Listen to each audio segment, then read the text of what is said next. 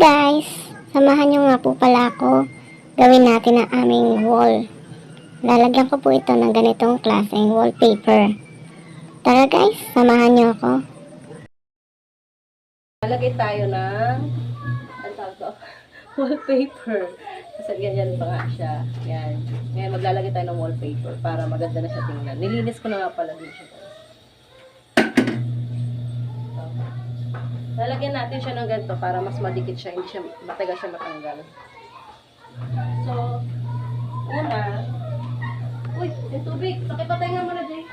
Diba yan, habang naglalaba.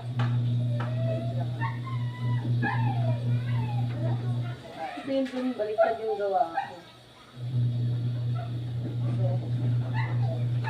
So, dapat may sukatan. Para ko na saan yung ano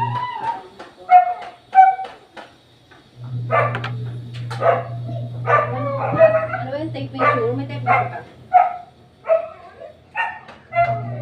So yun nga guys, magta-tape measure tayo. Gagamit tayo ng tape measure para mabilis ang pag-ano natin. Tape measure.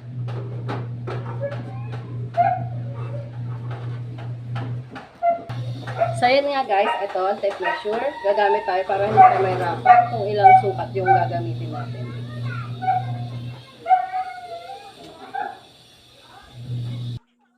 At yun na nga guys, ito na nga at inumpisan na nga namin ng aking anak. Sinukat na nga namin ng pader. At sinabi ko nga sa kanya na doon siya sa may baba, pumwesto. Napakahirap nga naman pala talaga magsukat, lalo na't ikay maiksi lang. Kaya nga naman ay kinalangan ko talaga ang tulong ng aking anak. Kung hindi nga naman niya ako tutulungan at mas lalong tatagal ang aking trabaho. Binahawakan ko nga sa kanya ang tape measure para malaman ko kung saan ako mag-uumpisa ng sukat. At yun na nga guys, ang hirap. Pinahawakan ko pa sa kanya sa may dulo, sa may baba. Pagkatapos nga namin sukatin ang wall namin, eto namang wallpaper ang susukatan ko. Kinailangan ko pa nga rin ang tulong ng anak ko. At yun na nga, naisipan ko ilapit ang camera nang makita.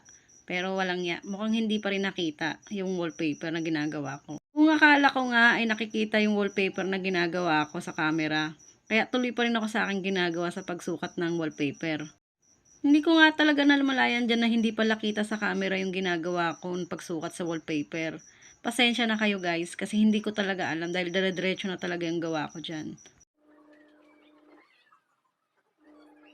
At yun na nga guys, pagkatapos ko nga sukatan, pinakuha ko nga sa anak ko yung gunting. At kasi gugupitan ko na siya. At nang matapos ko nga siyang gupitan, eto na nga at kakabit ko na siya sa wall namin. At talaga naman nahirapan ako sa pagkabit. Ikaw ba naman, kinulang sa height? Hindi mo talaga maaabot. Tingnan mo nga naman. Talagang nahihirapan talaga tayo guys. Kung bakit naman kasi, sa lahat ng magkakapatid, ako pa yung kinulang ang height. Tama nga naman talaga ang kasabihan. Kung sino ang panganay, siya pa yung pinakamaliit sa bunso. Panganay nga pala ako sa aming magkakapatid. Kaya, totoo ang kasabihan at ako nga ang patunay. Sa totoo lang guys, mas matangkad pa sa akin ang bunso namin. Kung minsan nga, mas pinagkakamalan pa siyang panganay kesa sa akin. Pero okay lang. Small but terrible. Kaya wag mag-alala mga maliliit na katulad ko.